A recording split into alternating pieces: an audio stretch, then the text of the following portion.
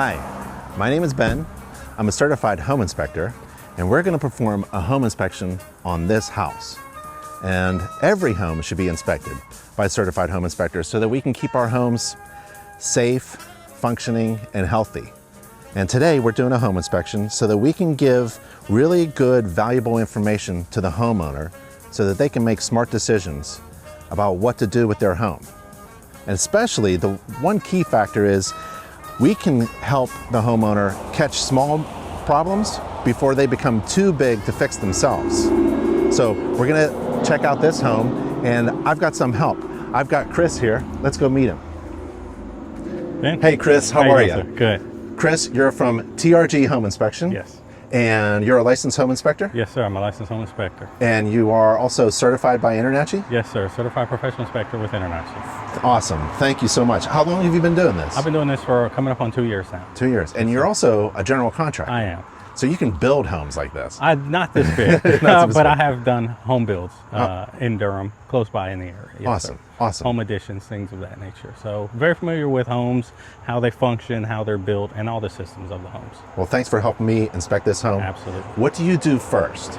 Well, first when I pull up on a home inspection, I usually start on the exterior. I like to get a feel for the home from the outside before I go in. All right. Inspect the exterior cladding, the roof, all the exterior systems that are accessible, the grounds, and really see what's going on with the home from the outside. And some of those things sometimes can give me ideas of if I see issues on the inside, I kind of correlate them to what's going on outside the home.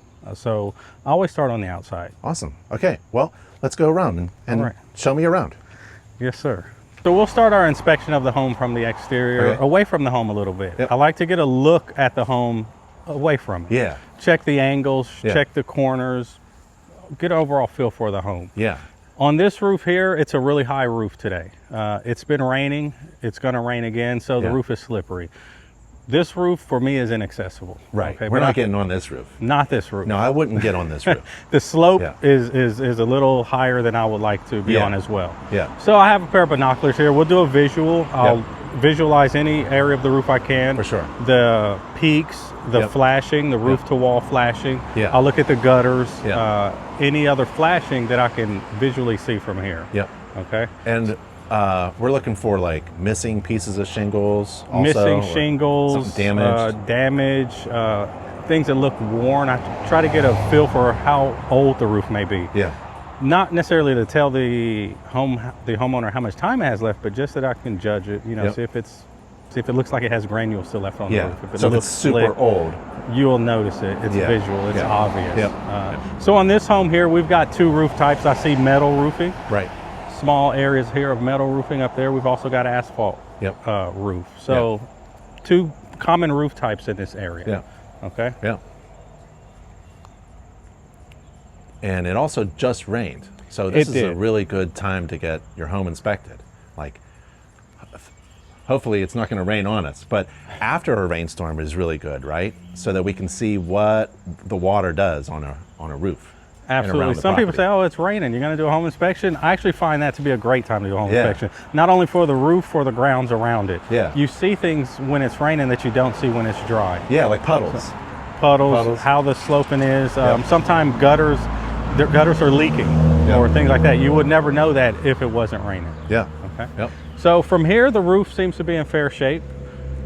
No issues noticeably. It does look like the home could be pressure washed a little bit. Yeah. So I may mention that. I'll continue around the home, see how it looks. There's a lot of growth around this home. Yeah. The plants on this home are, to me, right up against the home. Yeah. So I'm going to recommend that these plants are cut back some, especially on the left side of the home. They're actually hitting the front of the home on this side. Yeah. As we move down to the exterior, we've got a brick veneer on this home. We also see something else that you don't see a lot around here, and that's this EIFS type of insulation material. It's a nice detail, but it's a different material. So you're looking at how these two interact with each other. Correct. So we've got, should have caulking along here. I don't see much here, but it does seem to be very well sealed. Yeah. So I'm not going to assume any water's getting back there at this time. And then I see sealant here. Like where there is some sealing here. A little bit of cracking, that's expected. That happens all the time. Yep. It doesn't seem to be too bad, so I think I'm okay with the way this caulking is on here. The screen's intact. The window itself seems to be in very fair shape. Yep. I don't see any cracked windows. It doesn't seem to be glazing or foggy to me. And so when you go around the house, you're checking out like all the windows, or as many as you possibly can. As many as I can. Reach everything. Right. I can. Again, I got my binoculars. Yeah. That gives me the best view of anything that's out of reach. Yeah. I do have a ladder, but even the top of this home is outside of the reach of my ladder. Yeah. Okay. And just for, like we mentioned before, it's sprinkling now the water issues. We won't be using a ladder today. Yeah. Okay. Sounds good. So let's continue on around this side. Sure. Still checking the slope. Yep. The grounds, everything looks fine. Once again, even in this corner, we got the tree here starting to touch the home. So gonna recommend this side gets cut back. Yeah. At the roof line as well. When those trees are moving by the wind, being blown around, they create wear on the home. Yeah. Okay. On this side, I'll take a look at the garage doors. They seem to be intact, no dents on the garage doors, so I'll inspect the garage doors overall. Yeah. Looking up the face of the home, inspecting the brick for cracks. Yep. Anything that may be out of place, okay? This should have lintels over it. They're painted. Yeah, okay? there it is. So that's good. Yeah. They're not rusted. I don't see any cracking. Well, here's a crack here, so we do what have about one. that? Yeah. So looks like some cracking at the corner. We do have some. Also some step cracking going up. So I'll get my phone out, get a photo of that. That's going in the report. Yeah, the crack, you shouldn't have open cracks, right? Correct. And if it was really, really bad, that could indicate maybe a major structural problem. Right, and I'm maybe not looking at it right, but maybe I see that possibly some repairs may have been done. Yeah. I do see where it looks like a little bit of mortar was applied in that area, right up in there. It looks like some mortar was that's applied. That's a cool tool. I like that. Oh yeah, I use them all the time, especially when Instead of using your finger. And when I'm walking around with the homeowner or the buyer, I'm sorry, whoever it is afterward. When we do our walk around, I always use this to point at things. Yeah. I learned really on the pointing and saying, oh, look over here, look over there. They're like, where? Yeah. You know, and you hit it exactly with the laser. You tell them where to look. So what you identified is like maybe the seller knows because they've already had some repairs. Could potentially have had some repairs there. Yeah. So the seller will be aware of that if they had those repairs. Yeah. If not, I'm going to show them this because they could have bought the home. They could have purchased a home after. This is a 2009. Okay. Okay, so it's got a little bit of age on it. Not a lot. It's fine for a home. But they may not be the original purchasers of the home. Yeah. And that could have been there and they may not be aware of it. A lot of homeowners don't even look up. So never do. They don't even know about this crack. Right. You may be the first person to tell them. Possibly. Yeah. And so this being a pre-listing inspection, this is what I'm hired for, is to come in, give these clients and the agent heads up on what they may be facing when they go to sell the home. It also gives them the opportunity to do some repairs ahead of time. Yeah. Okay. All right, what else should we look at? We check exterior lighting. I've gone in, I've turned on all the lights. Also, you want to check exterior lighting while you're on the exterior of the home. Looking at vents.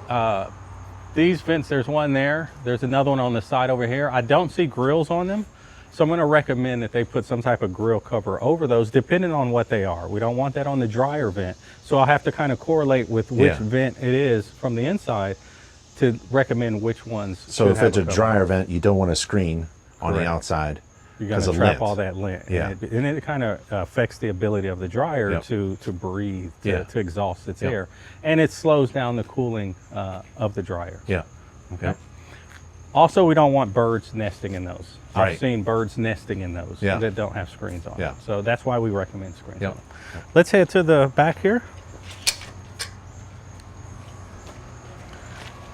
In this area, we've got our exterior condenser units for the HVACs and our electrical panels to your left. This is some of the other systems we normally see on the outside of a home. And so I do these before I even go in. So I'll go ahead and inspect them. For example, what do you check out? What do you look at?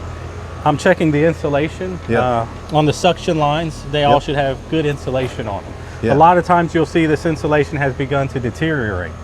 And it can affect, an example here, this one is deteriorating and starting to open up. Okay, I'll check the disconnect switches. If the unit's running, I'll listen to it run.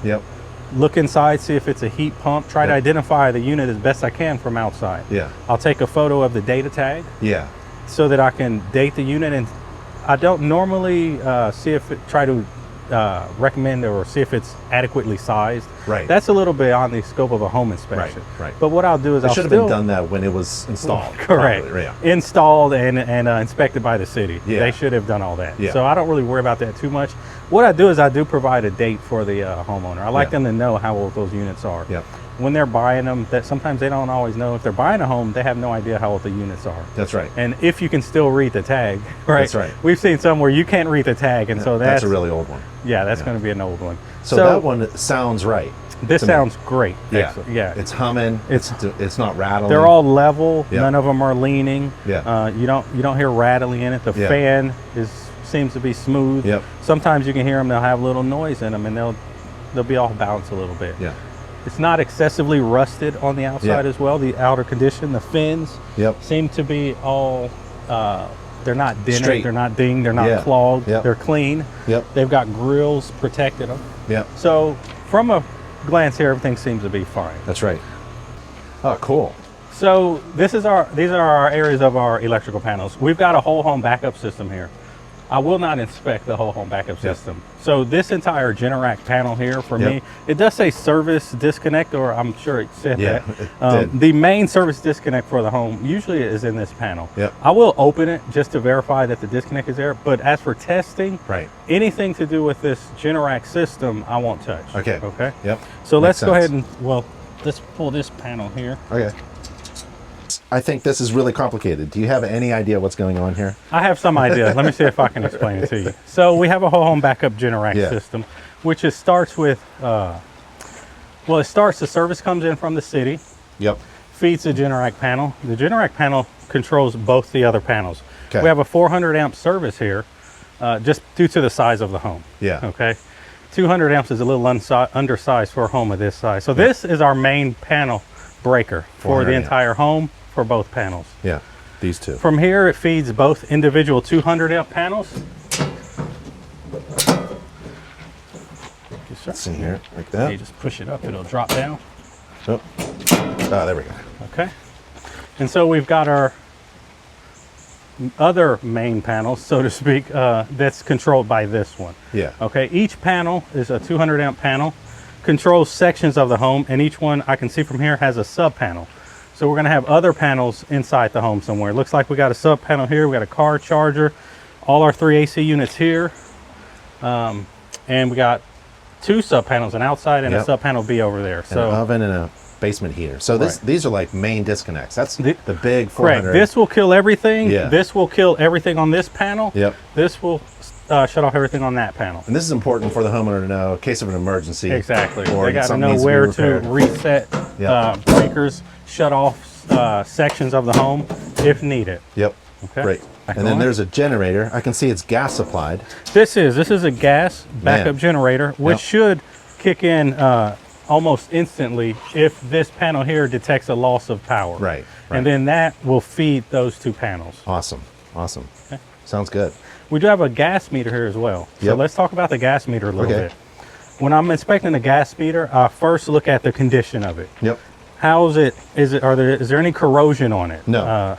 It seems to be fine. No corrosion. Check the main shutoff. I'm not going to actually shut it off, but it's located there. Yep. And then that goes in the report. Yep. From here, it's also a good area to see if it's bonded. Yep. Okay.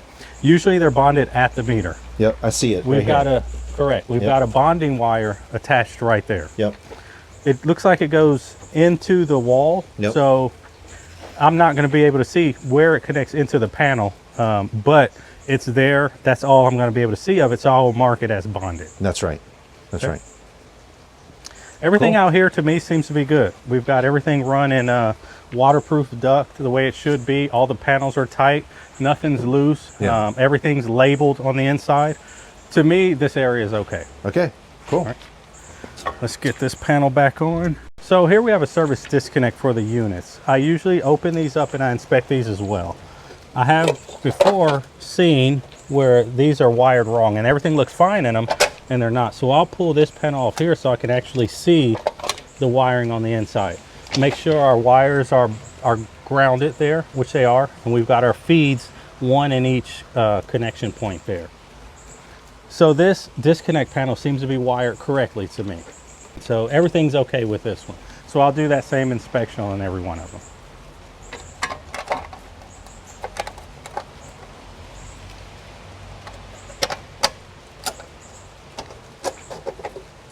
As I walk around the back, this lot has a lot of growth on it, which is nice, but you want to make sure, like I mentioned earlier, that it's not against the home, that it's not affecting the drainage. Yeah. We have a gravel, more of a gravel type walkway here. I inspect the walkway. Looks like we're coming up onto a patio here, so I'll take a look at the patio. Look for any major sinking of areas in the patio. Sometimes with these patios, they'll sink in. As I say that, it's a little uneven here against the house, but that may have been done by design. Ideally, you want all you want a good surfaces slope, sloped. yeah. And so I'm inspecting the slope now visually. I see. I think we've got a problem with the gutter up there. Absolutely. So we've got a leak coming down from the gutter. It's hitting the steps here. There's a lot of growth, not growth, there's some pine needles in the gutter up there. So in those pine needles, that can be affecting the gutter. That could be affecting the flow. To me, it's the pine needles are overflowing the gutter. So that's obviously going to affect the flow. Maybe the water that's collecting in this end of the gutter is having trouble flowing down through the pine needles, which continue around. Okay, let me see if I can get my... And now we've got, during a rainstorm, it's not that heavy. During a regular rainstorm, we got a ton of water dumping right where we don't want. Exactly. Right we next want to the that house. water to follow the gutter down to the downspout. Yeah, and then so get it away. Because of those pine needles in there, we've got a tree touching the home up here. That's not good. So we want to get these limbs cut back. I always recommend at least 10 to 15 feet away from the home. Yeah. We don't want things falling on the home either if they break loose. Right. So it looks to me like these gutters definitely need to be cleaned. Yep. So we're going to recommend cleaning the gutters here. And again, good time for a home inspection. Absolutely. The rain doesn't bother me one bit. I'll do my inspection of the GFCI exterior outlets. Yeah. Check for the weatherproof cover is intact. It opens fine. I've got my outlet tester here. Yep. This is a GFCI, so it should trip when I do it. First, I'll wait for my green light there. That'll tell me if I have any outlet faults. Yep. No faults, I'll go ahead and trip it, and it tripped right away. Awesome. So let's go ahead and reset That's that a one. safety device that should be on all exterior outlets. Yeah. So even in the garage, exterior outlets should all be protected. Yeah. Okay. So as we continue on, it's transitioned from gravel to a patio to more of a stone walkway. So a lot going on here. These stones to me seem to all be pretty well set. Sometimes you want to look for stones that are loose. It could be a tripping hazard. Now this is termite bait.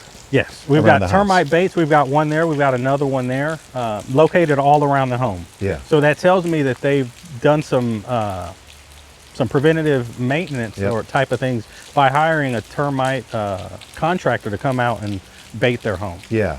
Either maybe there was infestation already in there. Correct. They could have found it, and then they treated it and they recommended those. Sometimes on homes you never see them. It's like, we don't know. Right, right, yeah. Yeah, it's always great. So I inspect the condition of the downspout. Take a look, see how well it's connected to the home. If it's a little lower at this point, I give it a little shake. Make sure it's all nice and tight. One thing I'm noting here is we've got some underground drainage.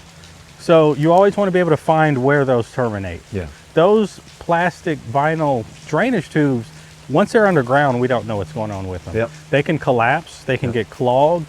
I always recommend that the home buyer or seller or whoever it is, find out where the ends of those are. Make sure they're draining clearly. I see this one here, but this one I can see. I can't see all the other, and I'm still going to recommend on my report as kind of a backup to me that they verify all of them on the home, because as a home inspector, I'm not going to go find every one of these. That's right. I can see this one. Yep.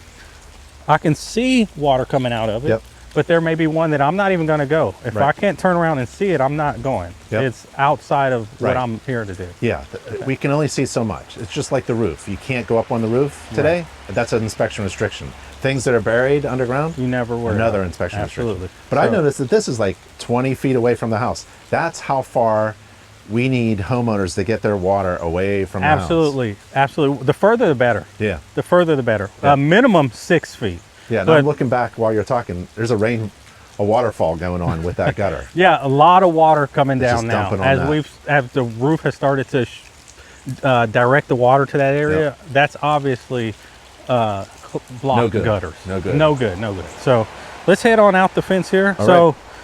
I see an issue here. Yep. We've got some washout here. Yep. Looks like maybe even a stone may have slid down a little bit. For sure. I don't think that's where they put that stone.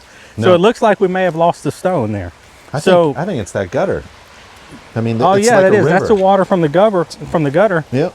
And so It's just the river washing away all the nice stones. I may recommend now, seeing that, Yeah. that they even redirect that. Yep. Maybe even bring it out here a little bit further so that it doesn't affect their walkway here. So let's head on down here. Yep.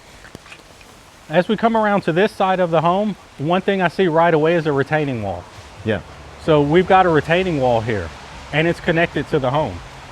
And so we want to inspect this retaining wall. What are we looking for? I'm looking for obvious bulging Yeah. of the retaining wall. Any areas it looks like excessive water is penetrating through the retaining wall. Yeah. Things that to me would tell me that it's not structurally sound. Yeah. This looks pretty good. Looks great. Doesn't Looks look too great. bad. Coming around the curve, everything looks nice and Yep. level. I don't see a lot of water coming through the Yep. brick. It all seems, and it's got a nice slant leaning towards what it's holding back. Yeah. So Yep. that all seems to be great. This exterior fireplace will not be inspected. Nice, although it won't be inspected. Yep. The patio here, I'll start with another patio inspection. We've got pavers laid out here to a patio. Seems to be holding a little water in this area. Right. So may not be perfectly level or perfectly sloping the way it should be. So I'll get a photo of this water puddling here just to show the homeowner, and recommend, if they like, to have it regraded. Yeah. Not an easy thing to do with a patio this nice, but it can be done. That's right. As I take a look at the side of the home, once again, I'll start and I'll look up the wall. I'll shift over a little bit, look up and down the wall. We've got another small piece of metal roofing here. Yep. We've got decorative shutters. Yep. And more of that same insulating type of foam. Yeah. I'm almost positive that's kind of like a eaves system. Yeah. And they're using it on this side of the home as a window trim. And what tells me that is when I knock on it, it almost sounds hollow. Yeah. On the fronts. Yep. Okay. Checking the caulking. The same things we checked on the front of the home, we're checking here. And It this looks is like protected. down here, it looks like there's some missing mortar. Absolutely. So Got to fill that up so water doesn't go in. yeah, we'll definitely recommend the mortar repair here, that someone comes in and touches that mortar up so that water doesn't get in there and affect the brick, the foundation in this area. We've said a lot about water on the outside. I mean, from the roof, downspout, gutters, grading, trim. I mean, it's a lot about water. We don't want that water to go in the house. Water is the worst enemy Yeah. of a home, Yeah. followed by time. Yeah. Right. That's right. So the water is what's going to get to it really quick. Yep. Here's another gutter downspout here. It looks like it heads way way down over there. there. So that's Yeah. great. This one's going way over there. I'm not going to go out there to check it. Right. This is why I just recommend that the homeowner checks Yep. it. Okay. And that's a radon fan. We've got radon mitigation system here. Yeah. So it should have a indicator on the inside of it Yep. operating. Yep. So I will check that as I'm here. Yeah. I also going to recommend that they have a radon test done. Yep. That before they list the home, that they go back and have that radon test redone. And radon is a naturally occurring gas. Naturally second occurring leading gas. cause of lung cancer. Absolutely. And you present don't know. everywhere. You don't know if you have it until you test get it. Exactly. Yeah. So I want to make sure that their system's working Yeah. fine for them. Yeah. I don't know how long it's been there, but I'm Yeah. going to recommend we do a radon test as Yeah. well, so they have those numbers. For sure. For sure. Small walkway here and another exterior door. All exterior doors are inspected. Make sure that they're sound, that nothing's leaking through. I check the weather stripping on them, and the door condition itself. Make sure that it opens, closes fine. The locks, everything's nice and tight. The door's not damaged. I can hear that radon fan running. Yeah. So it is running and operating now, which it should be running at all times. Yeah. Another retaining wall here. So we'll do the same inspection on this wall that we did on the other wall. I kind of like to get beside them. They always curve back just a little bit. Maybe every layer, they go back about a ½ inch, 3/4 inch to an inch with every successive layer. So hold back that dirt. Yeah, and if this were to fall or anything, that definitely could compromise the home. We don't want this wall coming off or falling back. As it comes around here, everything seems to be fine. Looking up there, we've got a lot of plant contact with the home on this side of the home. Yeah, right. Even vines crawling up. Vines starting to. We've got some mildew starting to grow on the home on this side. Right, I so saw this that may there. be the shaded side of the home. So we'll definitely recommend cleaning there. That can affect the paint over time and really start to wear that paint down. Looking all the way up to the soffit, I see they've got their radon venting just under the soffit. Which is, I believe at this height should be fine. It's well above where anyone would be walking. That's right. I'm gonna step back and take a look at the roof from this side, see if I can see some things that I didn't see from the front of the home. So we can see this side, we've got a plumbing vent stack and what looks to be an exhaust vent on the roof. So looking at the peaks, the shingles that I can see from here, I don't see any missing shingles. And the gutter is nice and it's slanted the way it should be, but it seems to be attached fine. Also some vines located on this side of the home as well. If you look at the top left there, we'll see some more vines up there that are still present. So I'm gonna recommend that they get those removed. This side of the home to me seems to be in good shape. That's right. I agree. All right, let's keep going. You wanna go inside? All right, so we're gonna start the interior inspection. Of course, I'm gonna start with the front door here. Make sure that the front door is in good shape. And so I wanna make sure that both doors actually work for the seller. I'm sure he hasn't opened this door in a while. So same as the other door, all exterior doors, I'm gonna check the weather stripping, the condition of the door, take a look at the hinges on both sides. A little pinching on the hinges up there, but it's not bad. This door operates, everything's looking good for the exterior door. Got some weather stripping here, also in good shape. As we come into the home, the first thing I do is kind of get an observation for everything. I start looking at the flooring, see what type of flooring we have. We've got a staircase here, we've got the kitchen over there. I got to get a layout for the home to kind of have an idea of what I'm going to do. So I always start at the lowest level of the home, personally, and just work my way up. I turn all the lights on, they're already on, and my system is as I finish an area, I kind of turn the lights off. And that tells me I'm done with that area. Okay. So let's start on the lower floor. Let's do it. Let's work our way up as I do in all my inspections. This one does have a basement in it, so let's start with the basement.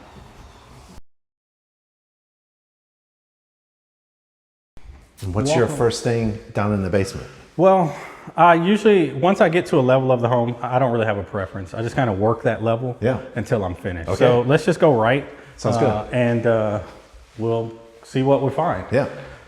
I've got my trusty flashlight. The most important tool of any home inspection is a flashlight. So I'll take a look at the condition of the floor, see if anything looks abnormal with the floor in this area. Like water, maybe. Water, unevenness, damage. All of those things I'm looking at the floor.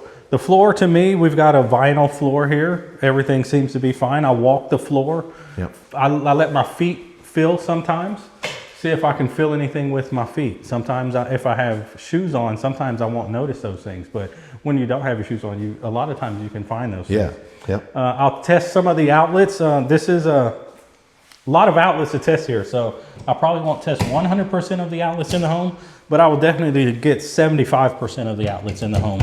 Some of the issues you can see with outlets are broken pins from appliances, things left in the outlet. So they're blocked. I've seen blocked outlets, loose outlets, outlets that give electrical errors such as no ground or reverse neutral. Those are all different electrical issues that you can find with outlets that I recommend on my report. We'll recommend to an electrician. And just looking at it, it looks just fine, but you need somebody to test it. You need a tester because looking at them, like I said, they can look fine, but that doesn't mean anything. And what you really don't want to see if you're looking at it is like melting or scorching. That'd be really bad. Right. Don't want to see black marks, melted outlets. That's an obvious sign of an electrical issue or a short that could have occurred and simply damage that outlet, and that outlet needs to be replaced. So let's go ahead and do our interior window inspection. I do inspect the same. I'll get to at least 75% of the windows in this home will get opened and inspected. So we've got a wooden window here. I raise the window, make sure it's operating. It can maintain its own weight in the open position. Just give the screen a light push. Everything seems to be set here. The window itself, this is exterior condensation. So with the weather we're having today, there's going to be a lot of condensation on the windows. So it's going to be difficult to tell if a window has lost its seal. Sometimes these windows can lose their seal and they'll have what looks like condensation in between the panes. I'm going to try my best to see if I can find any windows that are in that condition today. There may not be any, but this window seems to be well. We checked the locking mechanism as well. Everything's fine on this window. Cool. The blind is not necessarily part of a home inspection, but since I'm here, I like to look at them anyway. I'm moving it to get to the window, so I might as well look at it and see if it's damaged. If so, as a courtesy, I'll go ahead and add that to the report. Okay. Exterior door here, looks like we got some interior blinds. I'll go ahead and manipulate those because this is more part of the door, and so I want to make sure there's no issues with that, and that they raise and lower. Seem to be working fine. Okay. I'll go ahead and open this door. We've got another fridge door set up here. Let's make sure both doors are operating. Okay. And both doors are operating. Weather stripping looks fine. Check the threshold. Everything's okay with this door. And I don't see any wood rot. No wood rot. This seems to be a recently, I think this door's been replaced recently. Sure. It almost seems brand new to me.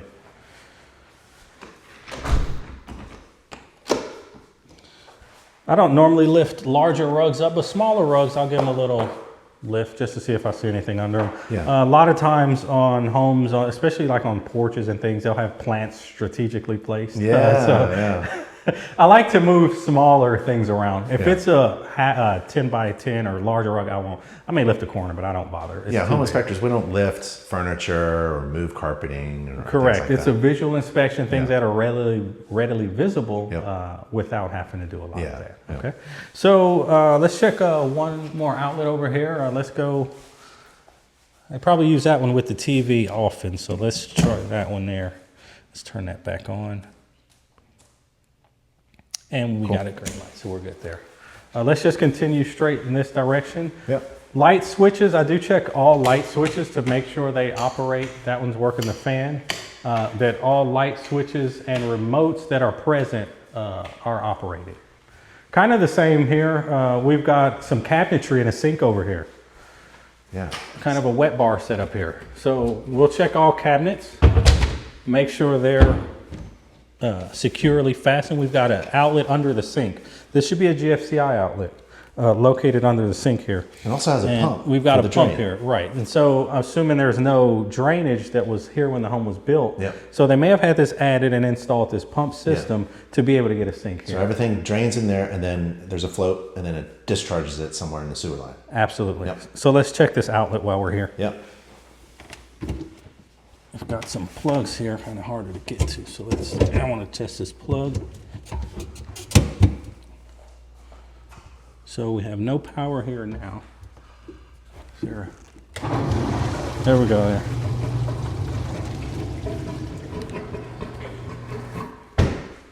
Ooh. So that was actually off. It's a good thing that I turned it on because if they would have been using the sink, it would have just started backing up. So it does operate. So that's good. I can let the homeowner, because this is a listing inspection, know that his pump system here is working fine. I'll go ahead and test the outlet real quick. And it did trip just as it should have. Cool. We've got a small wine refrigerator here. I don't normally do a lot of documenting with them, because sometimes I don't know if they're staying or going, if they're going to transfer to the new owner. But since they're here, I just open them, put my hand in there. It feels cool. We don't test for temperature to try to make sure it's at a certain temperature, or it's at the temperature it says it's at. If it's cool, that's good enough for me. Let's head on into this area here. All doors in the home are tested to make sure they latch and they operate fine. Okay. The door handle is working fine. It's nice and tight. So I'll just close it, latched. Make sure that it latched. The striking mechanisms are lined up. Yeah. Okay. The door itself seems to be in good shape. No visible damage to the door. We've got some carpet coming into this theater room here. I'm going to use my flashlight a little bit so we can see. It's a little dark in here. Kind of walk around, inspect the carpet, inspect the conditions of the walls, inspect the conditions of the ceilings. Looking for any major damage. I will not test this screen system here. That's really has nothing to do with the home inspection. Right. Same for these speakers, the sound system that's in here. That won't be inspected. Yeah. I'm going to inspect the functional parts of the home, the walls, the floors, the ceiling, the electrical systems, to make sure that they're all working as they were designed. Yeah. The entertainment system, that's beyond the scope of a home inspection. Absolutely. Entertainment system is beyond the scope of a home inspection. And the homeowner will probably have like little tips on how to They've all got their own system. you got to hold it this way, or push the button for 2 seconds. So I would never know how to operate this, and it would be probably a waste of my time. So I check all the lights. The light fixtures that are here are working. So all light fixtures that are present should be working. Cool. Okay. Hey, Chris, I noticed this. What is this? That's part of the air conditioning, the circulation distribution system for the air conditioning. So we've got a filter in there. This is a return air for the HVAC unit. And so it should have a filter in it if it doesn't have a main filter at the unit. Looks like they have a filter here. We got a 20 by 20. I do put those sizes in my reports as a courtesy for the seller or buyer, so they know their filter size and recommend changing. This one's clean. And but it's backwards.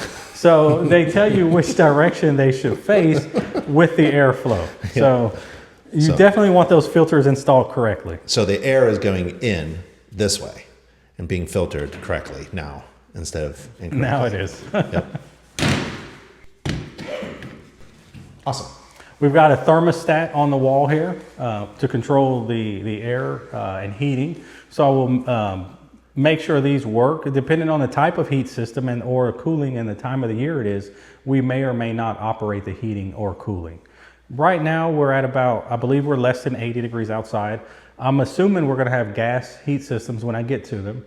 And so I may test the heat on this home to make sure that it's functioning and producing good heat. I measure the heat at each register, so we'll look at that once we get to it. Switches work. We do have a carbon monoxide detector wall mounted here. I like to see them mounted a little higher, but there's some dispute about where carbon monoxide detectors can be mounted. Some people say, oh, they're fine low, or they need to be up high. I've read online that carbon monoxide diffuses at an equal rate, and it doesn't matter where they are. And as a home inspector, I just want to make sure there's one there. So. Same for smoke detectors. We got a smoke detector overhead. Let's do a quick bathroom inspection. Does that sound good? Yeah, that sounds good. All right. So why don't you take us through? What do you do in a bathroom? Well, we got our bathroom here. I walk in. We're going to test all plumbing supplies, drainage, fixtures, everything in the bathroom. So I'm going to run the water. We're going to run the water. We're going to start with the hot. I always like to start with the hot. Make sure we're getting hot water at every fixture and cold water at every fixture that's designed for that. I check the holders and make sure they're tight. We give the toilet a shake. Make sure that it's tightly mounted. We flush the toilet. I'll flush it multiple times. I'll probably flush it 3 or 4 times. Sometimes it takes a couple flushes to get those leaks to really start showing themselves. I've seen toilet leaks in brand new homes. They're selling the client the home like, yeah, you're ready to move in, but the toilet's leaking. So we've got some hot water here. I'll check the temperature of the water, make sure that it's not too hot. We don't want our water temperature to be above 120 degrees. This water temperature here is really, it's well below 120, so there's no issue of any burns or anything here. I'll check the caulking around the countertop. This one's seems to be caulked very well. So the sink is is flowing. The drain will fill the drain. There's no moisture on the drain here. Inspect visually the supply lines, all cabinets that are here. So everything's fine there. I'll go ahead and flush the toilet again. Take a quick look inside of it, lift up the seats. I've seen damaged toilet seats where they're chipped or they're broken, and you really would not know that if you didn't lift the seat and take a look at it. Into the bathtub, I will check caulking. We should have caulking around the tub, which we do. I like to see caulking inside the bathtub as well, around the where the tile is. This one seems to just be done on the inside and the inside corners with just a mortar. So I'm going to recommend that they go back on the all inside corners and use a silicone. Either a caulk silicone mixture or a pure silicone in these areas. Caulking, mortar cracks easily. It'll crack and it'll have small cracks in them, and that's space for water to get in. There's a lot more movement allowed when you use a silicone in those corners. So let's shake the faucets. Let's shake the shower head. Everything's nice and tight. Let's go ahead and turn the water on to hot. Let's give it a minute. Let's shake the holder there. This one's loose. So we've got a loose holder here. When they're loose like that, they don't take much to come off the wall. And before you know it, you'll hang a towel or two, it'll be on the floor. And so I'm gonna recommend that they get this tightened up.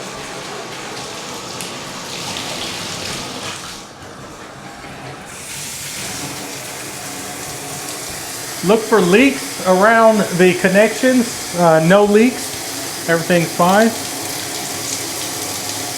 We'll get cold water. We've got cold. Check the drain. Give it a second. It's holding water.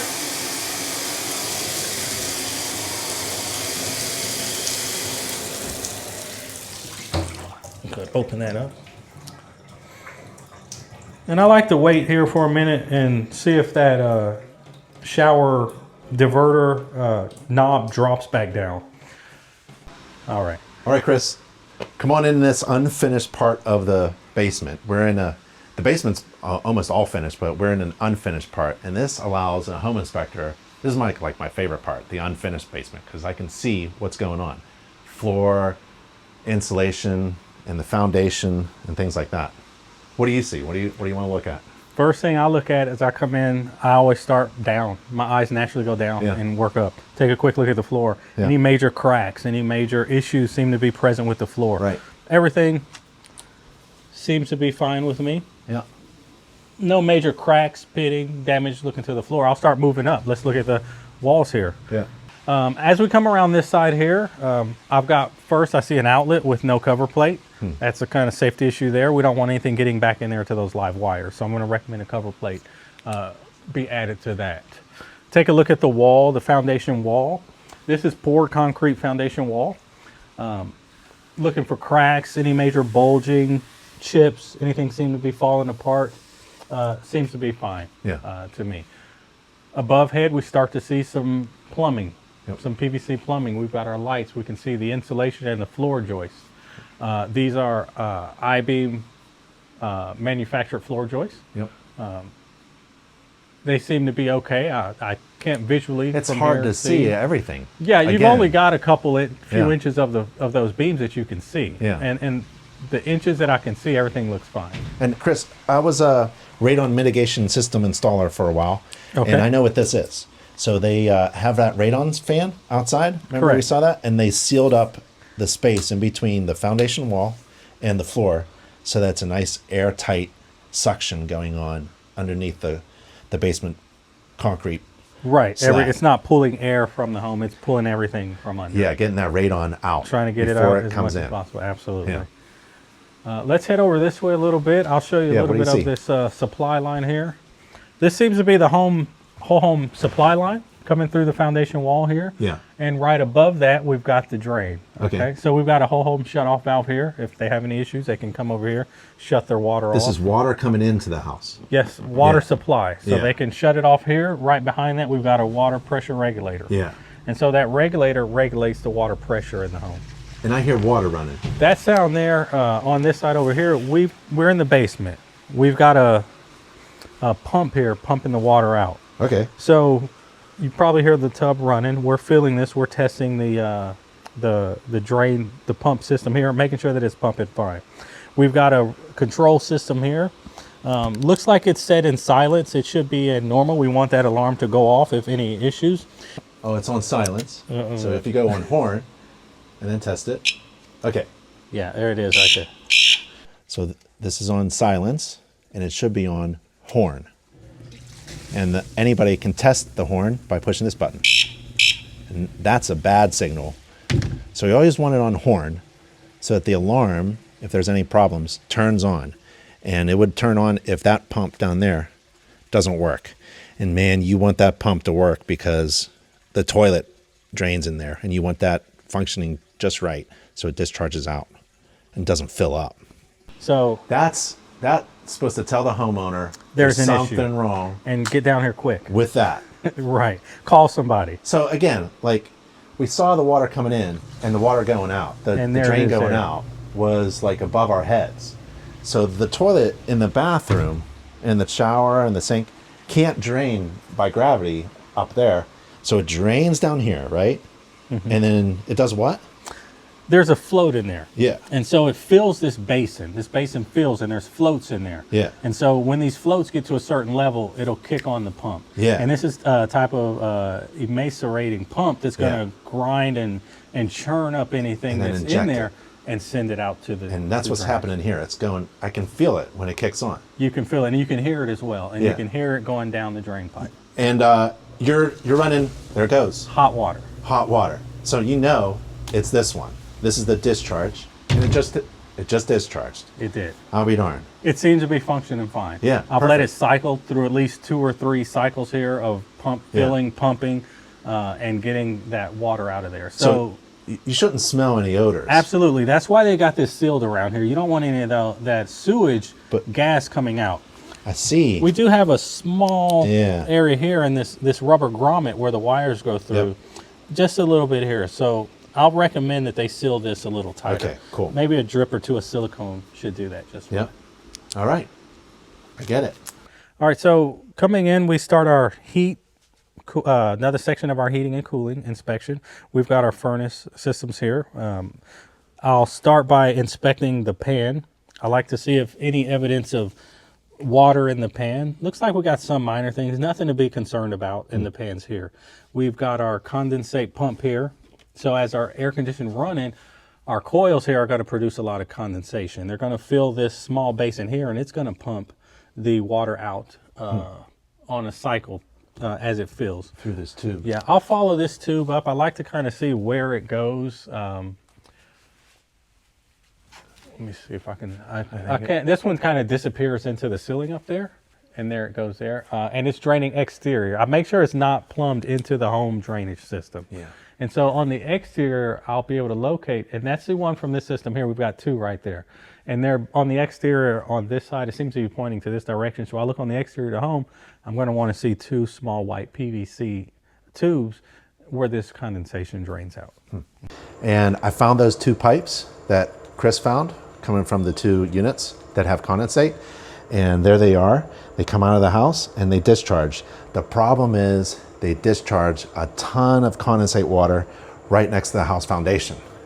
We want that water far away. So it works, but we got to get it away from the house. So we need some extension pipes to get that condensate water away from the house.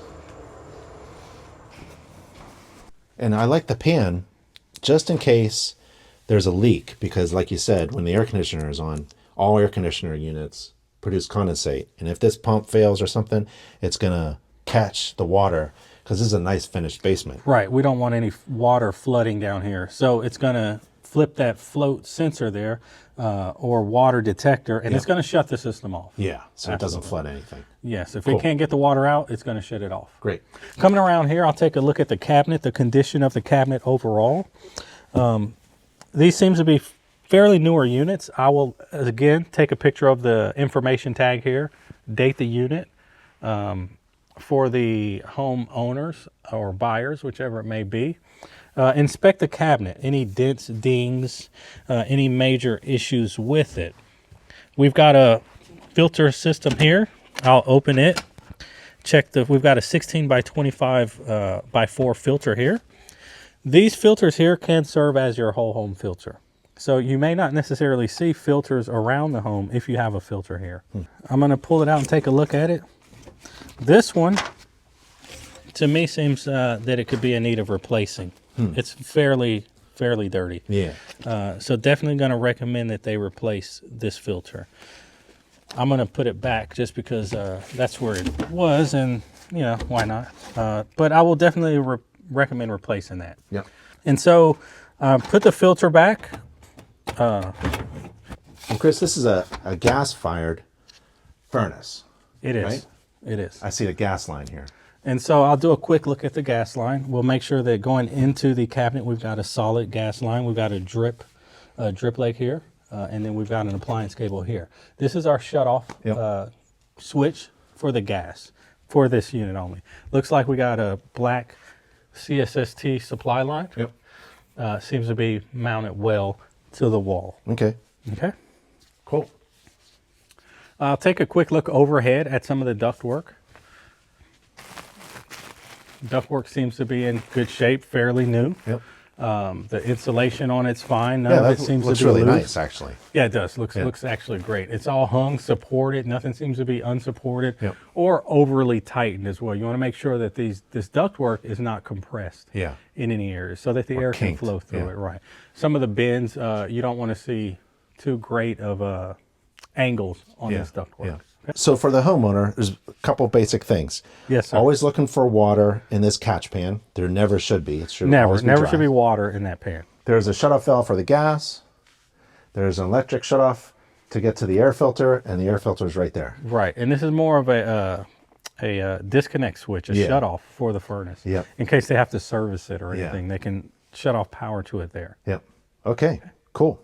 All right, Chris, we're here in the kitchen. It's a beautiful kitchen. It is. What do you do? Walk me through your inspection process. So for kitchens, same as everything else, I'll start at the bottom, work my way up, take a look at the floor. Looks good. See how everything, we got a Beautiful nice tile here. Just kind of looking for cracked tiles. Sometimes you can see cracked tiles, chipped tiles. The grout has started to fail. It's flaking out of the floor. And none of that going on here. Sometimes I'll just knock on it, and if it's a hollow sound, that's a bad thing. Absolutely. Some of them may be missing mortar in that area, and that definitely weakens the tile if there's no mortar under it. I'll look at the countertop. Looks like we got a nice natural stone here.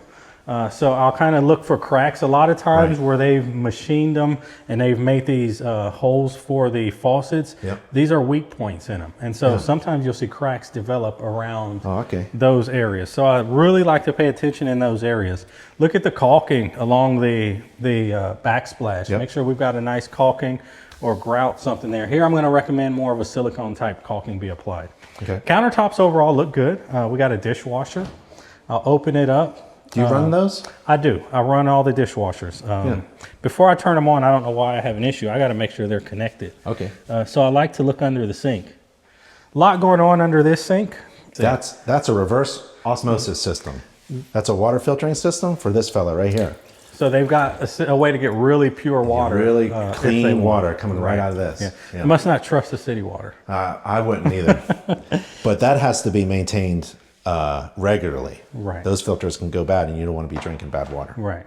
So I will turn this on. I'll just give it just a second before I turn it on though. So it does have water. It's got a motion sensor there and it's got a light inside the faucet there, I believe. Something like that. So I'll just let it run, let it get hot. Make sure we're getting hot and cold here as well. I'll pull down here, make sure that's working fine. The faucet's nice, it's not loose. Just let it run for a second. I want to get some hot water. Inspect this sink here. We've got type of a farm type sink, a farm basin type sink here. So I'll just look down the sides of it, make sure it's not cracked or anything. We'll check all cabinets. We'll open the cabinets, the doors on the cabinets, the upper cabinets. Make sure everything is nice and tight and connected good. And what about the receptacles here? Should have GFCI receptacles. In all of the kitchen countertops. Yeah. Any receptacles over the countertop in the kitchen should be GFCI protected. And that protects you from getting shocked. It's an electrical safety. Yeah. Protects you from getting shocked, correct. You don't want to have a spill or something, let's say in a blender or whatever it may be, a toaster, and something spills, and then we've got a potentially dangerous situation there. And so these are designed to cut the electricity. Yeah, because water and electricity don't mix. Don't mix. Mm. Let's test it. Let's see what happens. Absolutely. So we've got good electrical, no electrical errors. And so there it was there. So sometimes the trick can be locating these things. So you always got to have your ears ready to figure out which direction it came from. That's right. And so I'll continue that in the kitchen, and I'll test all outlets in the kitchen. Yep. So for testing the microwave, I just get a little bit of water in the glass here, and I just put it in the microwave and I let it run for 30 seconds just to see if it heats my water up. All right. It's always fun trying to figure out how these microwaves work. When you go through so many different microwaves, some are easy to start and some not so easy to start. This warming center here, let me see if seems to be working. I'm not going to sit here and measure, let it come up to temperature and measure the heat. I can actually feel some heat in here right now. My hand, you can feel some heat coming out in there. Okay. And so I'm not going to test the temperature to see, but I'm just going to go ahead and turn that off. And it appears to be working to me. I can, like I said, it produced some heat fairly quickly. Yep. And so just be careful here that I don't burn myself. And that is hot. Absolutely warm. Nice. 30 seconds. So. Microwave appears to be working. The stoves, we got a gas stove here, so I'm going to operate every burner. I'm going to make sure every burner is operating. Yeah. I'm going to turn my vent fed on here also. Let me get this on. Get my lights on. Okay. So the fans are working, okay? And so before I start with too much gas, I want to make sure I got my fans working. Yep. And so I'm just going to work every burner. I'm just going to turn them on. And this looks like the oven here. The oven, yeah. I'll give the oven just enough time to where I start to feel some heat in it, and I'll turn it off. I'm not going to let it come up to 300 degrees or anything. I'll turn it on, give it 5 minutes. I'll feel some heat. I'm going to turn it off. Yep. Because if I walk away, I'm going to leave the home, and the oven's going to be on all day. Yeah, that's not good. You know who's done that? I've done that. So the burners are fine. The flame pattern is inspected. The flame pattern is fine on all of these burners. So I'll go ahead and shut those off. Okay. We got another lower oven over here. Always make sure nothing's in the oven. Yeah. I've turned them on before in a new build, and there's plastic and the packaging instructions. Yeah. They're in the oven, and I've turned the oven on. Yeah. So definitely want to make a look. And they have cardboard. Now they have like cardboard and stuff in it. And I'm turning the oven on 350. Like, what's that smell? So let me turn these off up here. So we've just got switches. We want to make sure our lights are working and all of our fans are working up here, okay? All of these are working. This switch here honestly seems to not be working. Right. So we've got one here, identical switch, turns the fan on this side here. But not that side. Right, but this side here, this fan switch doesn't work. Right. So that's going to be written on the report. There's a lot of grease there too. It is. There's a lot of buildup of grease in there. So we're going to recommend cleaning. Yep. You don't want any grease fires or anything to happen as grease starts to build up. So we're just in there. I'm simply just going to recommend cleaning for that system there. Yeah. But whenever you find a defect like that, like the fan doesn't work, do you make recommendations in your report on what to do next? Like who should fix it or how? In my reports, I do. Yeah. I recommend in the kitchen, and this one has to do with appliance, I'll just recommend an appliance repair person. It depends on what the defect is. Not a handyman. No, handyman. Yeah. This is I never put handyman in my report. That's never word. It doesn't exist. Nothing. Right. No offense, but like we need an appliance technician. Correct. We need an appliance technician, someone who knows what they're doing to come in and specializes in appliances because they're not all created equal. Yeah. Some appliances like these gas flames, they require fine adjustment to get the right amount of gas flowing through those. Yeah, and this is a high-end appliance. We have high-end appliances in this kitchen, so definitely not going to recommend a handyman come in and touch these. Okay. Continuing over, I'll inspect the refrigerator as well. I don't necessarily check the temperature. I will check that the freezer is colder than the refrigerator, that it's really cold. We got ice in here, so we know we're below freezing in here. Have you ever seen a refrigerator this big? This is huge. I have seen this one before. Really? Yeah. Wow. And cooling over here, so it's cold. Okay. So. Yeah. Refrigerator appears to be working fine. Okay. The same as the outlets that are over the countertops. Yep. Any outlets that are on an island should also be GFCI protected. Yeah. Should be connected to this circuit somewhere. Yeah. Okay, so I've got one here. I'm going to go ahead and test it the same way I tested every other outlet. Yep. There's a sink here too, so that's even doubly also important. Another sink here, correct. Oh, wow. I heard that way over here. That was far away, so I'm going to have to go look for that one. That one wasn't even in the kitchen. I think I found it.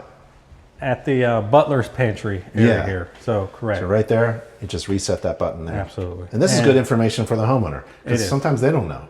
Right. I've met many homeowners where they call me up after I do the inspection. And they're like, the bathroom receptacles don't work. Right. Like, no, they work. You just need to find the reset button. Yeah, and I've had that same issue where they're calling electricians out saying these outlets don't work.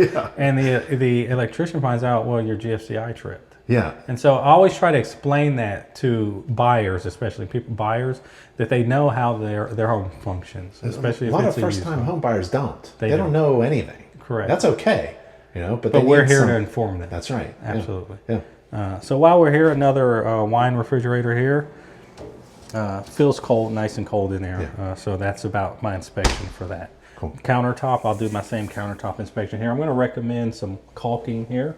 We got some cracking of the caulking over there along the wall. Got it. Okay. Inspecting the cabinetry the same way as I did in the kitchen. Ben, would you mind doing the upper cabinets? Sure. Since you're here. There you go. Thank you. You got it. Operate fine. Same for the cabinets. We'll open every one of them. All right, Chris, there's a fireplace in the house. What do you do here? We've got a gas fireplace here. So I'm just going to visually inspect the mantle, the hearth, make sure none of it's damaged. Before I even get to it, I start outside and I work my way in. I'm just going to look around here. Mantle looks fine. The stone around here, everything is intact. None of it's cracked. Inspect the hearth. I see these cracked all the time. I see something over here. Okay, so we've got some small damage to the tile there. Not too bad. Not too bad. That's a bit an easy fix. I don't even think that they could probably get them in there, caulk it in, make it look really nice for them. This isn't like, you're not an alarmist. You're a practical person. Like this is something that could be fixed at a later date. It's not right. It's not going to go as I have my reports are broken down into categories. And so red for me are more hazardous conditions. It's going to go as a recommended repair. Okay. This is not hazardous. Not at all. Okay. No cracks here. Yep. Sometimes I have plants that sit on here and they cause discoloration of these from being watered for years sitting on top of the stone. And you may see a circle there after the plant's been removed. So I look for those. This is a gas insert fireplace. So you can't throw logs in there. No, you can't throw logs there. You actually won't even be able to open this glass. Let me see. Okay. And so I inspect under these systems. I look to make sure they're clean, for one. Homes with pets, these things will be full of hair, full of pet hair, full of cobwebs, things like that. And so I look to make sure it's clean because you don't want any of that to eventually affect the system. And if someone needs to get in there and adjust the gas or anything or do any maintenance on it, you want that area to be clean. Right. Okay.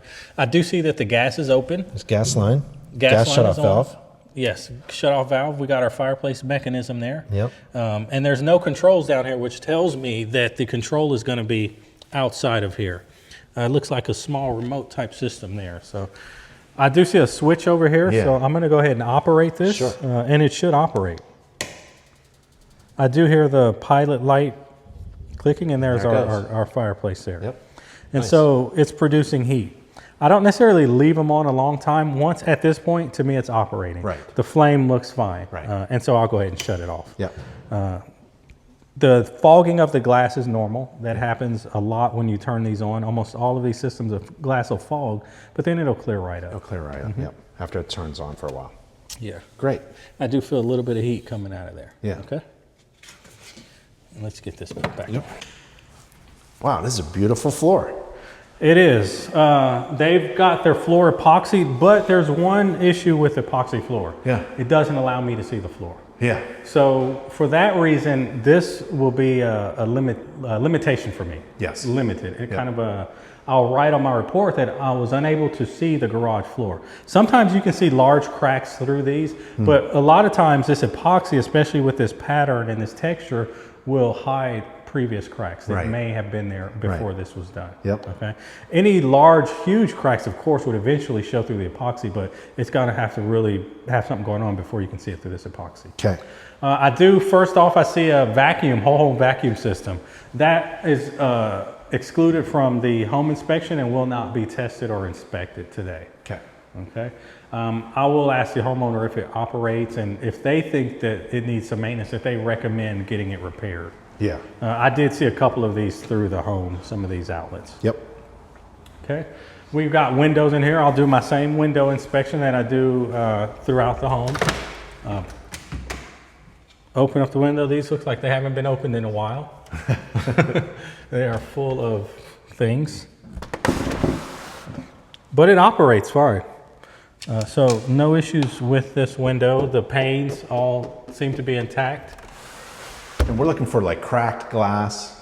Cracked glass, fogged glass. Which is, like you said before, it's difficult to find. It is, especially on a day like this. It's difficult on a sunny day. Yeah. When you got an overcast day, when it's when it's actually raining, it's even harder to see. Yeah. Okay. So the floor seems to be fine. I'm not noticing any major issues with the floor. It looks like it's sloping away. It is. There's more space there than there. Right, and that's so any spills, water, things that happen in the garage will flow towards the front of the garage without really having to do anything. Yep. I do inspect the ceiling, the firewall, which is the integrity of this wall leading into the home. This wall should be intact to prevent exhaust fumes or things like that from making their way through the walls and into the home. Yep. Okay. Yep. Especially if sometimes people leave their vehicles running to warm up in the garage. Yeah. There should be a carbon monoxide detector very closely located inside the home. Thank you. I don't see there's the wall units. Yeah, There, I actually like to test mine from the wall unit. Okay, yeah. I kind of exclude handheld remotes from our report. Right. Because a lot of times they're not even there. Yeah. They're in the car of the owner or they're just simply not there. Right. So I actually use the wall button to test my garage doors. Okay. Because those are there and they kind of have to be there. Yeah. These, I see we have automatic garage doors. So I will test both doors. Okay. Let's go ahead and open those up now. Okay.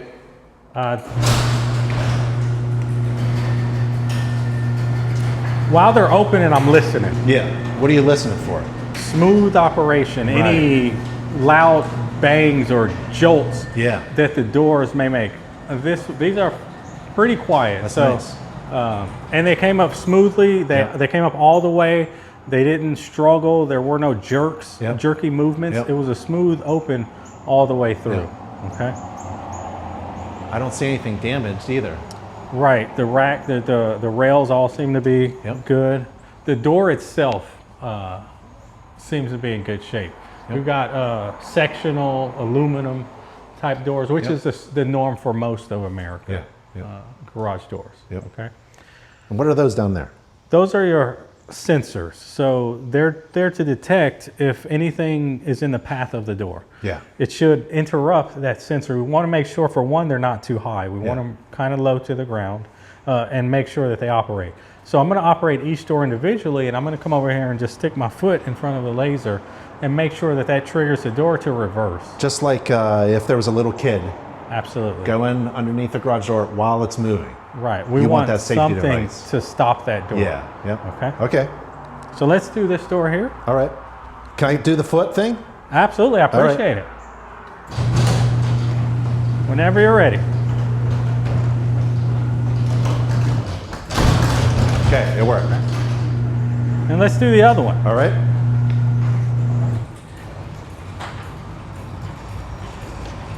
Now, Chris, while I'm doing this, I noticed that, there's just a bunch of stuff all over the sensors. And if they're supposed to be reading each other, They could, maybe right? cleaning up the Yeah. So cobwebs we'll or spider recommend webs. cleaning those sensors off because Yeah. they are dirty. Yeah. Cobwebs, dust, they're really starting to get could affect that laser Yep. eventually. I do see some cracking on this frame here. Okay. To me, this is not a major concern. This board here is part of the garage door support. This isn't structural. It's not part of the home. Okay, this is here to support this beam here. This has large bolts going in. It's just cracked a little bit here, so not a major concern to me. Okay. So overall, I think this garage is in excellent condition. I see behind you a GFCI. GFCI, correct. So just as in the kitchen, all the outlets in the garage should be GFCI protected. Okay. And I'm more of a guy who likes to use pockets, so I don't use the belt where everybody has things like this. Right. I like to have a lot of pockets, and I'm more of, if I can fit everything in all, that's why I have cargo pockets. So to me, the belt's uncomfortable. Right. I can't do it. No. I tried it, like this big belt, and you got to walk around all day with it. Right. Yeah, I said, give me some cargo pants. That's right. And the few tools I need at that time, I just put them in my pockets. Yeah. And if I need something else, I go back to my bag and I'll switch out my pockets for something. As a home inspector doing the whole home inspection, you only need a few things. Yeah, there's very few things that we use all the time. Right. And so to me, a big belt full of things is excess. Right. I can get the few things in my pockets. Yeah. So that's why you see me in my pockets a lot. That makes sense. All outlets in the garage should be GFCI protected. Yep. So I'm not going to test this outlet. Okay. I'm going to go to an outlet that should be paralleled into this outlet. I'm going to test that outlet and test it trips over here. Okay. And so I'll reset it. I do see that this outlet is labeled. Sometimes you'll see that the outlets are labeled. They have little tags on them. They say GFCI receptacle, just as a identification that it is a GFCI receptacle.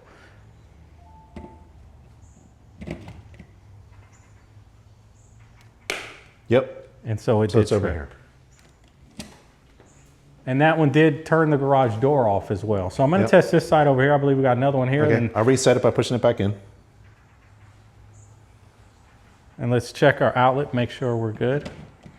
And it's back on. We're good. Right. Okay. So I'm going to do the same thing over here because I saw that this garage door opener did not shut off with that one. Okay. And so it's tied into this circuit, and this should as well also should be GFCI. All right.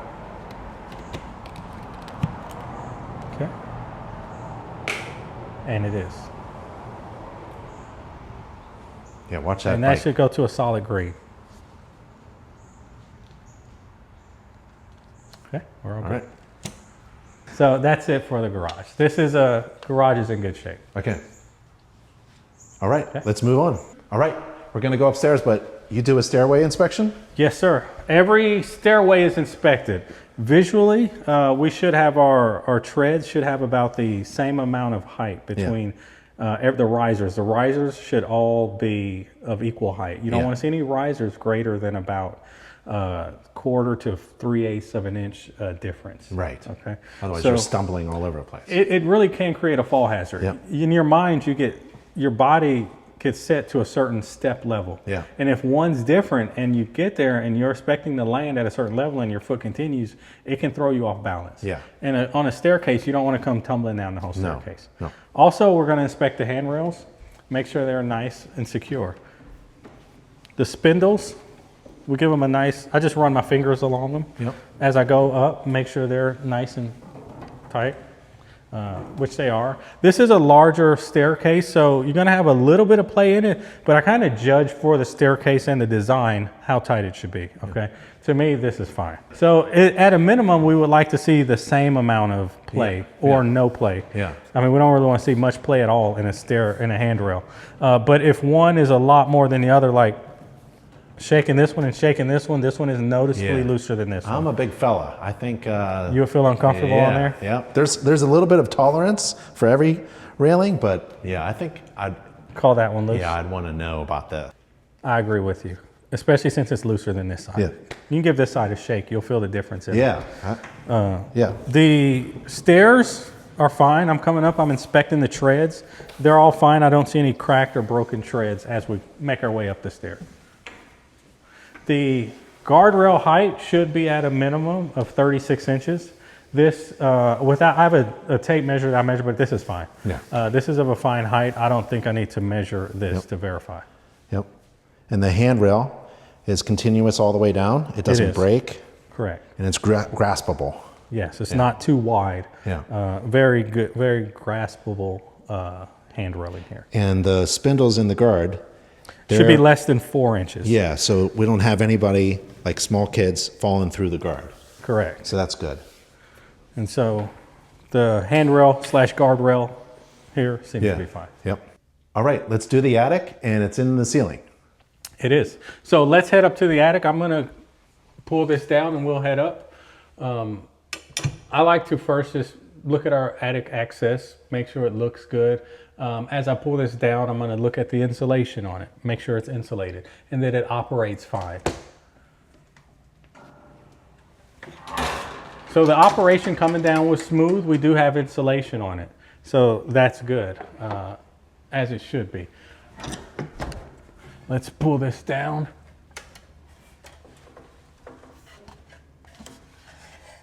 I like to make sure all the bolts, everything's nice and tight. The ladder itself is sturdy, doesn't need to be tightened up. A lot of times you'll find that these bolts have come loose.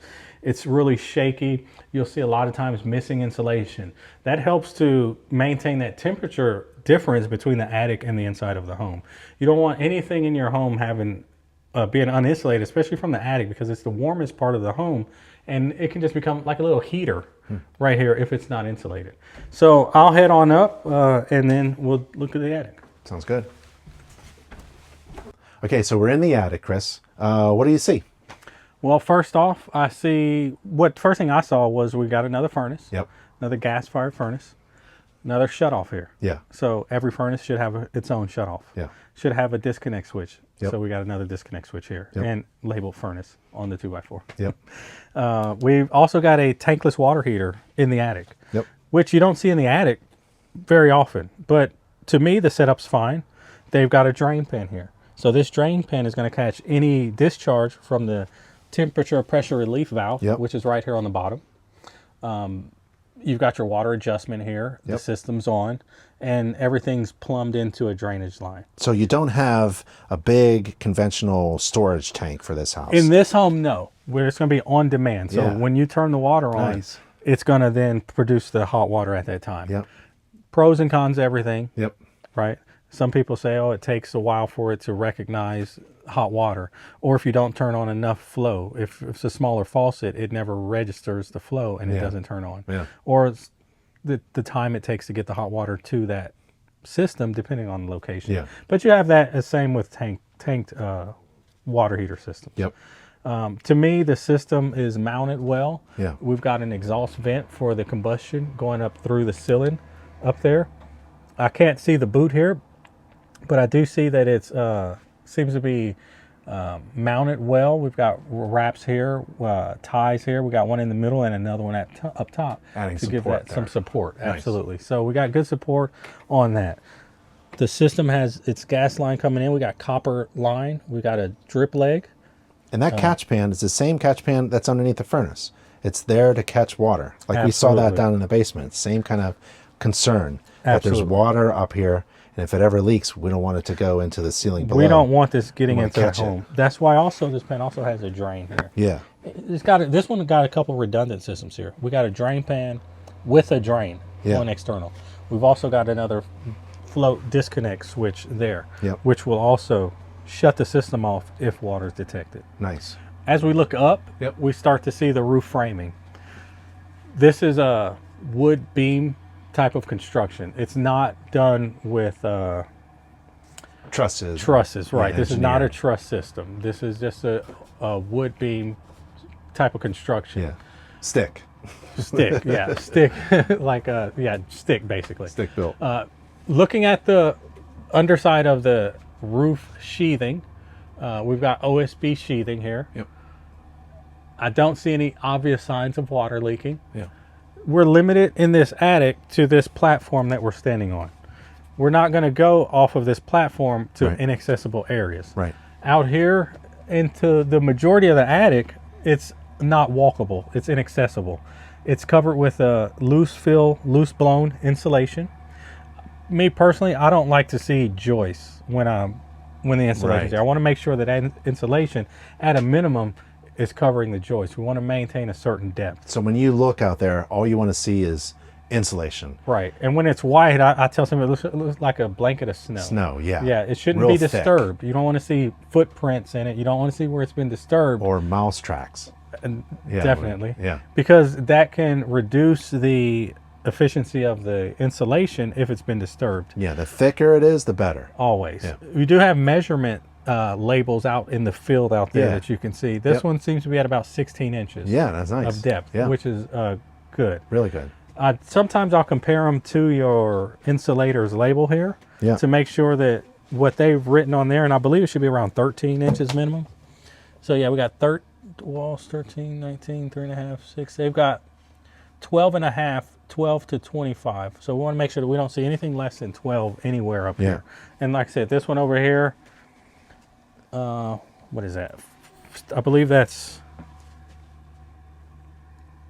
Looks like it's at 12. closer to 12. Yeah. Yeah. And you can see that joist beam in there. Yep. So we may have a little bit of disturbance there and a little, right there you can see pretty far down it. Yeah. So I'm going to recommend that they add a little bit of insulation there. Right. It's a little low in that area. Out there you can't see anything. Yep. So we can't go any further than this. And what do you see here, this manifold? So here we have a gas manifold. We got a main supply coming in here, feeding 2 manifolds. One is here, and it goes into the furnace here, feeds right here. Yep. And the other one is plumbed in copper, which is feeding our tankless water heater right there. Absolutely. And so I'll also get, for the water heaters, the same as I did for the air conditioned condensers, the furnace units. I'll take a picture of the data tag, the serial number. All of that tag, you get a photo of that inside the report. It's really helpful. Absolutely. If any service needs to be done or they just want to know what their system is, they can always refer to that model number and serial number that's in their report. Yeah, when you call for service, they always say, well, what's the model or serial number? Right, and on they'll the have phone. that. Now you have it in your report. And they won't have to come back up in the attic looking for it, going outside. And a lot of homeowners, they're not going to know where to find that information anyway. So your report is like a home maintenance book, really. Absolutely. Yeah, that's really good. I do give recommendations as well of some things that should be done. Yep. So we're in the shower here. For the shower inspection, I'll go inside and operate all levers, all fixtures inside of here. Make sure that we're getting hot water and that each lever diverts the water to a different shower head. I do see some issues here with this shower. I see evidence of moisture in the tile work here, and some cracking here. And so this to me tells me that we've got some moisture inside of this. It's black. The mortar here has started to discolor from moisture penetration. And I also see where it looks like it's been re-siliconed over there, potentially of a known issue. On this side over here, we've got some black potential organic growth starting on the trim here. Evidence of a lot of water escaping the shower. I can even get my finger through there. So I would bet anything that during shower time, there's some water coming out here. So we definitely want to recommend repairs in this area and further evaluation by a qualified contractor in this area. So we also have a jetted tub here. Definitely going to test this jetted tub. We're going to fill it with water.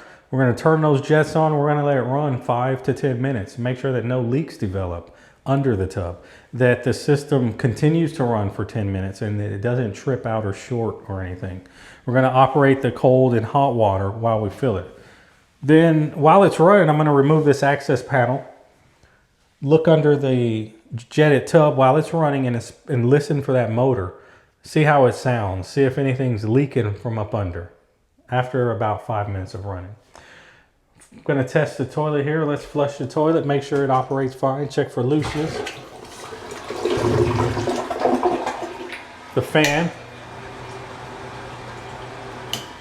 Everything seems to be fine. This toilet does have a bidet on it. That will not be tested by me. It's beyond the scope of a home inspection. I tested it. It's okay. I noticed something. Missing smoke detector. Yep. This room has 2 detectors. Little overkill for me, but since it's there, or one's there and one's missing, we're definitely going to recommend that they add a smoke detector there. Yeah. Maybe in this home they had a smoke and a carbon in this room, not sure, but we don't want to see anything missing where a detector should be. And so as we walk into the laundry room, we want to inspect this room, especially for the laundry room. We want to start with the metal vent, the electrical dryer outlet, and the washer outlet, the washer supplies. Now this is loose. During operation, when that machine is running or filling, these are going to vibrate. So I'm going to recommend this get tightened up. We don't want to put any stress on that PVC tube that's holding on. This should be mounted inside the wall. And the washer's here, and it's probably, there was a pan here, and then they attached that pan to the drain. Right, we've got a floor drain here for the washing machine. And so that pan drains into this here so that any water that gets into that pan, if there's an issue with the washing machine, should flow out of the home and not flood your laundry room. Yeah. Okay. We have a sink in here. I'm just going to test it the same as we tested every other sink in the home, and the drawers and cabinets. The floor looks good. Floor does look good. I don't see any major damage to the floor. Window, inspected just like all other windows. I do see a little bit here at the bottom. We've got just a little bit of trim falling off, coming off here. Stripping there. Yeah, just a little weather strip in here. Nothing much. It fits right back up in there, but I'll debate if I put that on the report or not. Sometimes, I don't want to be too picky. The home is 15, 16 years old. Yeah. So minor things may not make the report. I usually try to stick to functionality. Yeah. How the home operates, make sure all the systems are working good. Yeah. And not bloat my report with 60, 70 items of small little things. Yeah. Okay. So let me run the water a little bit more. Let's make sure I get hot water here and that we have no leaks. When I'm checking for leaks, I like to run my hands along the tube and just feel for any moisture. Yep. I felt some moisture there for a second, but proven to be nothing. No. So, it got hot there. That's nice and hot. Nice and sturdy. It moves. No issue there. There may have been a leak in the past. There's a little bit of minor damage to the cabinet. Yep, in the back there. Or that could have been from things they had stored in there. Yeah. Right. Yeah. I imagine they got a lot of laundry detergents. Yeah. Being in this area or cleaning chemicals. Could have been a spill from that. Yep. Absolutely. Further inspecting the home, we found some smoke detectors that have the batteries removed. You should replace your batteries every year in smoke detectors.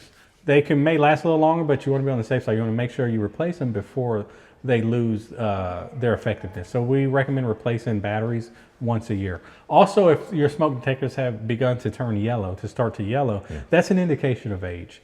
Those are older smoke detectors. They may not detect as accurately as they should, so they should always be replaced when they start to turn yellow. One other thing we inspect as home inspectors, sometimes we like to get out and see what we can in the ductwork. Pull a register up and take a look in there. A lot of people may have sensitivities to indoor air quality, so we want to check that for them. Down here, this one's full of old pet hair and sawdust and who knows what. So going to recommend the ductworks be cleaned in this home if that's something that they want. All right, Chris, we did a full home inspection. I really appreciate it. Yeah, we found some problems. We did. There's a few things on the outside with water and gutters and dense vegetation, and on the inside, not too many problems, but there are a few things. A few minor issues. Yeah. Some things we found around the bathtub in the primary bathroom with some water issues around the shower, and some other things, smoke detectors, small issues on the inside. Yeah, and you're going to put all those items that you inspected, good and bad, in your inspection report. And you use, what software do you use? I use Spectora. Great software. It allows me the opportunity to kind of color code my issues. Yeah. Red being the most severe, orange being just recommendations, and blue being just kind of maintenance FYI. So your reports are pretty easy to read. I believe they are. I think they're one of the easiest to read. I get nothing but positive feedback from them. And if I was a client of yours and we did an inspection, I was walking around with you, you're showing me everything, when would I get the inspection report? I get my inspection reports out within 24 hours. That's I guarantee a 24-hour report, with exceptions of Saturday inspections. Yeah. Saturday inspections are, of course, going to come out on Monday. Okay. And if I ordered something in addition to a home inspection, let's say I called you up and I wanted a home inspection and a radon and a pool inspection, you do those? I do. Everything is scheduled on my website. I don't personally do those services, but they're contracted out through my company. So I take responsibility for them. I schedule all of those and I bring the reports delivered to you. You're a one-stop shop. One-stop shop. Everything you need, you can get it at TRG Home Inspection. That's great. And again, you are a general contractor? I am active licensed general contractor right now. So not only do you know how to inspect a home, you know how to build them and repair them. I know how to build, how the systems should work, and how everything should be with a home from the foundation to the roof. Not every home inspector is a GC. Not every home inspector, correct. That's something in addition to being a licensed home inspector. Yeah, awesome. Well, I really appreciate your time. I think you must spend, are you going to spend all day at this house? This is a big house. This inspection, I will be here the rest of the day. I've blocked out my calendar because I like to take my time. Yeah. I don't rush. A home of this size is going to take me at least 4 hours, and then I've still got my report to do. Yeah. So I don't schedule another home with a home of this size. Yeah. On a smaller home, less than 3,000 square feet, I can do 2 of those in a day. Okay. I like to take my time and dedicate the time that's needed to each home and not rush through anything. I think your clients appreciate that. They do. Awesome. Well, thank you again so much. Absolutely. Thank you. It was a great inspection. Yeah. You're a really good inspector. Thank you, sir. I'm Ben from InterNACHI. And I'm Chris from TRG Home Inspection. And we'll see you on the next home inspection. Bye, everybody.